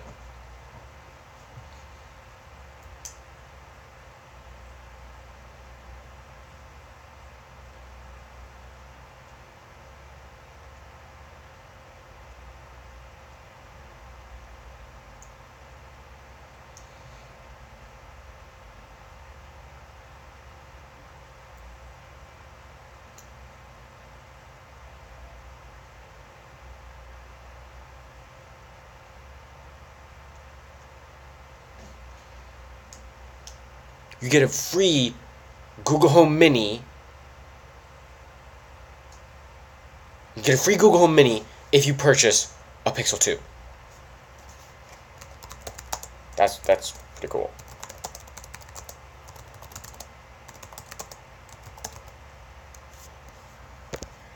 Oh, I gotta switch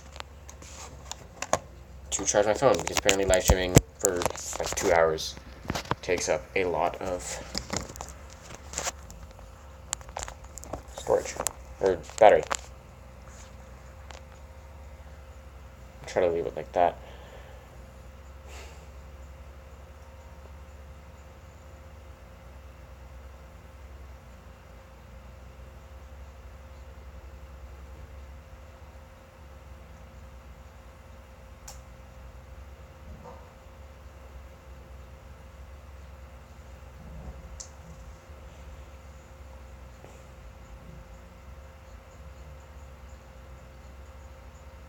So they're saying we don't need a dual camera. We're better.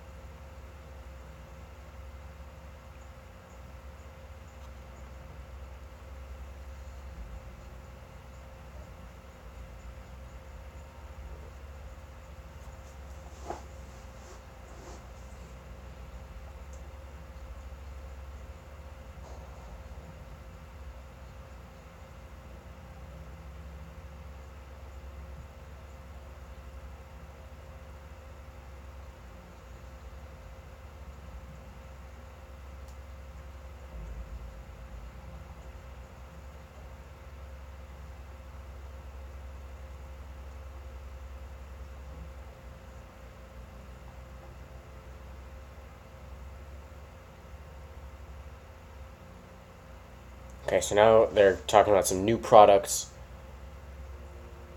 to go with the Pixel. So the new Daydream View. What's new? How many people actually use Daydream? Like, I was actually excited, but then I found out my phone wasn't going to get it, and I kind of gave up on it.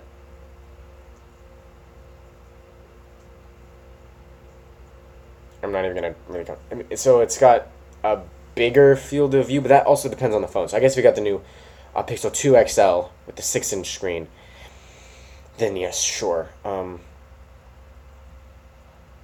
More than 200 games, so that's definitely new.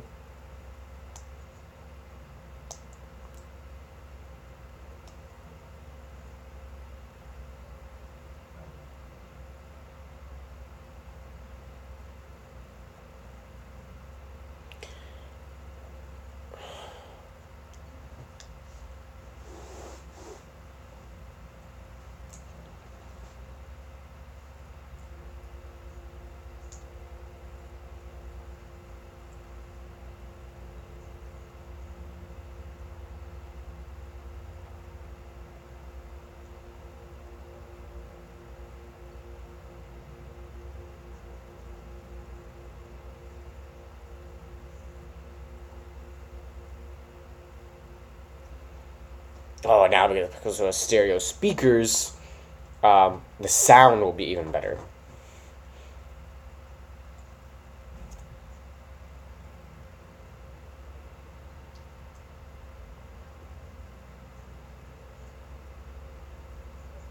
A new audio. What?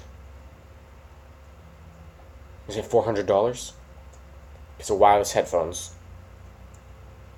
Pixel Buds.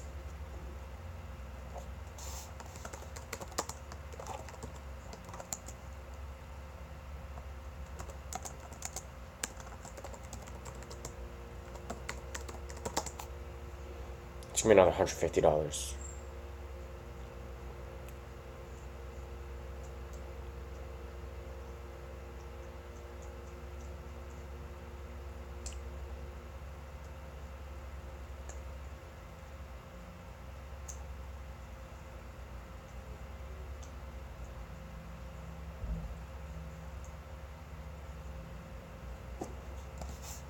You got Google Assistant.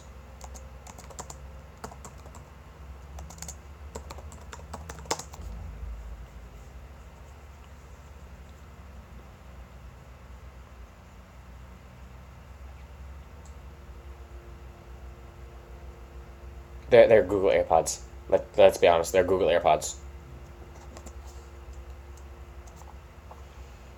Oh, that's actually kind of cool. So it uses Google Translate to do instant in-ear translation.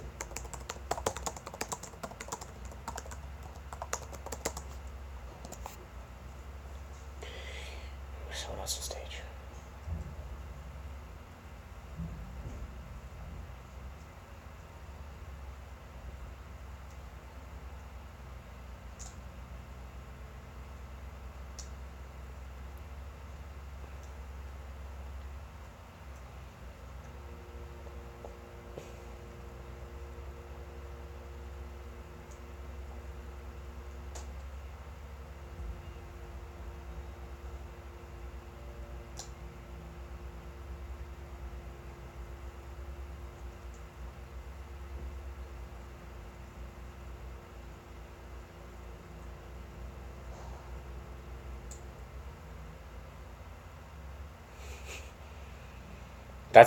See, this is better in-ear translation. This is really cool.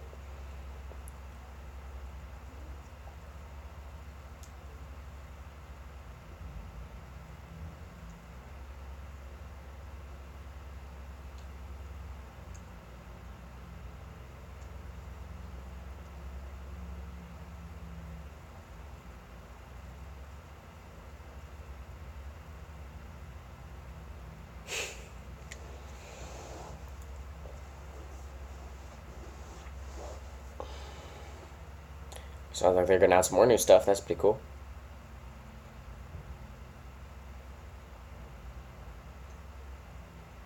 40 languages. That's pretty good, I think.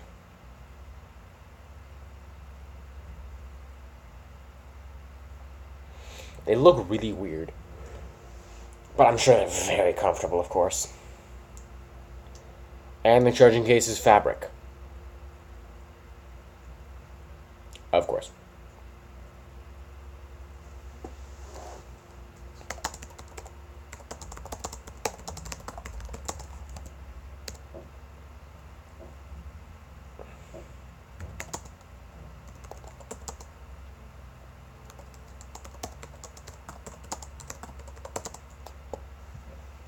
$150. Of course. One more thing. Photography.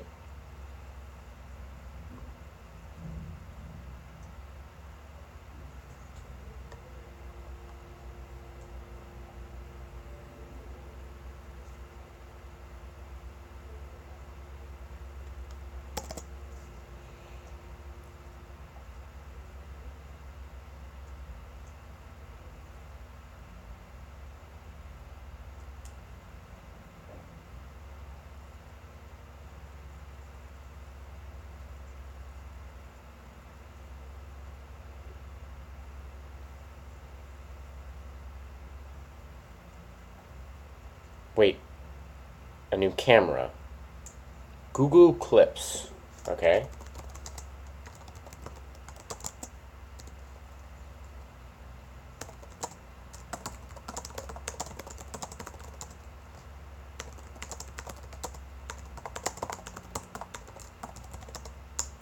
How does it determine when to capture?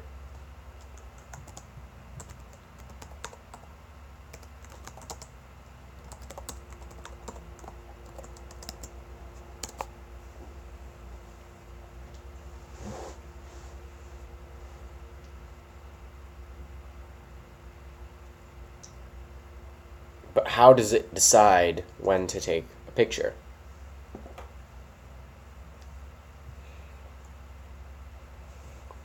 Yes, please tell us. Of course, AI engine.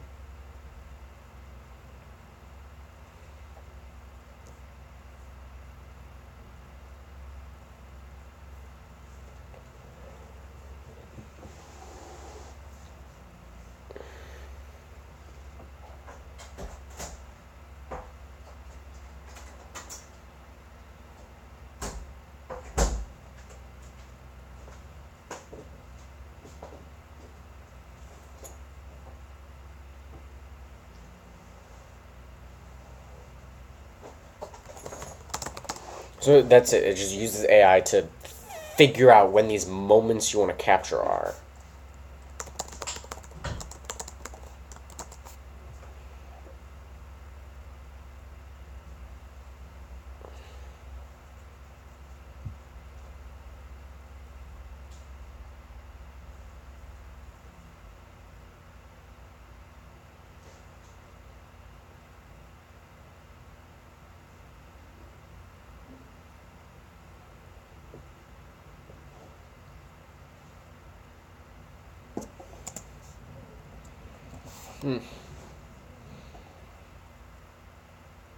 So it's got a built-in AI chip on itself for security purposes, I guess.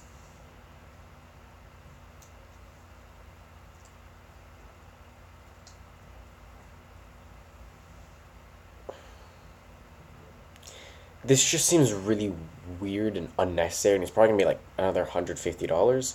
So I'm just not sure how this really works in.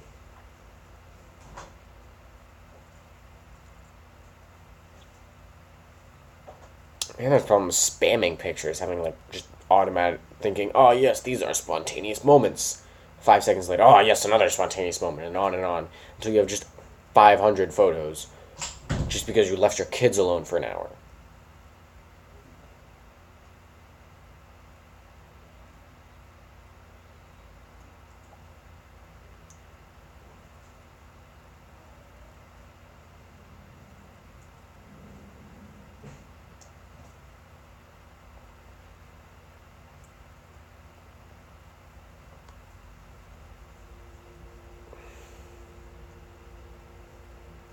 That was kind of unclear.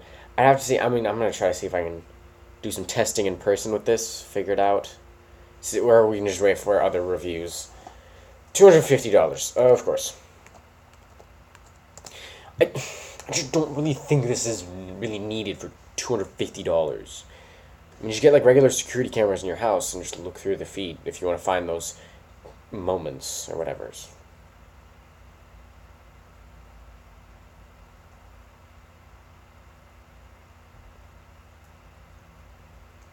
And they didn't say anything about Google Lens with it. Now, if it could use Google Lens, then that's one thing. But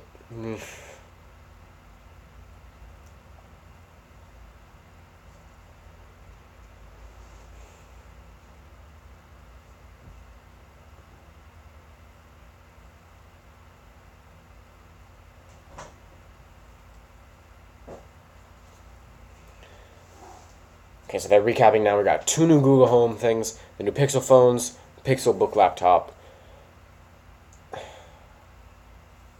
Ah, yes, of course, Google Assistant at the center of it all.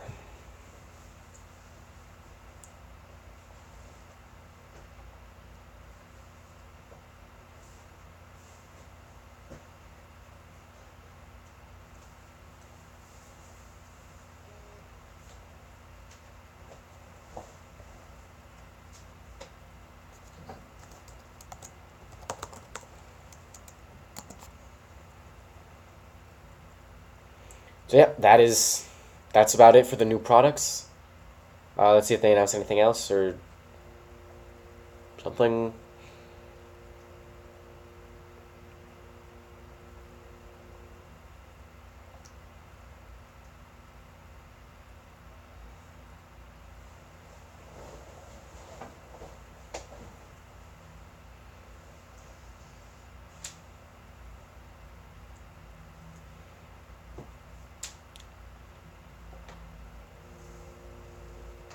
Okay, a new Google store in where? Oh, okay, online. Thought that meant like a walk-in store. Okay, so that's it. I'm gonna mute that just in case. So let's just do a quick recap of everything that's been announced. So Google Home, we have the new Home Mini, a $50 just mini Google Home. It's just all the same stuff. And then we have also the Home Max, which is like a big like pro speaker setup thing. It also has Google Home built in. We got $50 and $400 respectively, and the regular Google Home is presumably staying at its $130 price tag. So this is not really competitive with Amazon's Echo products. It's either like at the same price point or like just above. Or in the case of the Home Max, it's kind of a big investment. We have the Pixelbook, convertible flagship Chromebook that can also work as a tablet. First Chromebook with the Google Assistant, and it automatically has a full backup of your entire Google Drive library, and that's your permanent storage for $1,000. So Google Home Mini is the one I would recommend so far. Just $50, you get the Google Assistant in the speaker thing, and it works great. And you can obviously pair with other speaker devices. Other ones, all the other Google Home devices just don't really seem to be worth it anymore when you have this price point for pretty much the same thing. Pixelbook, $1,000 for a Chromebook with a dual-core i5, 8 gigs of RAM, and 128 gigs of storage is just not worth it. I mean, it's better than a Mac, I guess, but it's still not worth it at that price. Pixel 2 is really cool. I mean, we've got the 5 and 6 inch variants, stereo speakers. They removed the headphone jack, unfortunately, but they have Bluetooth 5.0. The XL has the bezel-less 18:9 display. They both have IP67, which is a great improvement. An always-on display, active edge, so you can squeeze the phone to activate Google Assistant. A 98 DxOMark rating on their camera. Wow. Portrait mode, which only needs the one camera, again. And both cameras can do it. It just takes the picture and has beautiful portrait mode. $650 or $850 for the base models of the Pixel 2 and Pixel 2 XL, with 64 gigs as the base. And they come with a free Google Home Mini for a limited time. That is definitely really cool. Great option there. The new Pixel launcher brings the search bar to the bottom. It kind of reorganizes things like that and brings all the new Android 8.0 features that we've already heard about. Google Lens. Again, the same thing we saw at I/O. Smarter version of Now on Tap. Really cool. I'm really excited for that to come hopefully soon to my own phone here, so that'd be nice. And then we have a couple of accessories for the Pixel 2s. We have the Pixel Buds, which are essentially AirPods, but they've got 5 hours of charge and about 24 hours worth of charge in the one charge of the charging case for $150. The coolest feature here, I think, would be the instant translation, the instant in-ear translation thing. That's really cool. And then Google Clips, which is a $250 camera clip thing that finds the spontaneous moments in your life and captures the best pictures somehow. So the two things I'm less excited about from this announcement will probably be Google Clips because it's just really weird and sketchy, and the Pixel Book because it's just, for what it is, a 12-inch Chromebook is $1,000. It's not really, it doesn't seem like it really has a place in the laptop market. So those two are really weird. Other things are just, they seem expensive. Google seems to be thinking that they now are in this position similar to Apple where they can just charge higher prices because it's made by Google, which I don't think they should, but whatever. So yeah, some things are really cool, but they just seem like a really steep price tag. The Pixels though, A+ on that, really good job. They don't have dual cameras, but they don't really need dual cameras. They don't have wireless charging, but meh. Losing the headphone jack's a little weird, especially since they were poking fun at Apple last year about it, but you know what, that's just how it is. And yeah, that's pretty much it for the Google event for October 2017. If you have any questions or comments, leave a comment down below. Of course, this is going to stay up most likely. I'm going to now get started on working, after lunch actually, get started on working on a video where I talk about the Pixel 2s and other phones and talk about the state of the phone market. So keep an eye out for that and definitely stay subscribed. And yeah, that's it for this video. I will see you guys in the next one.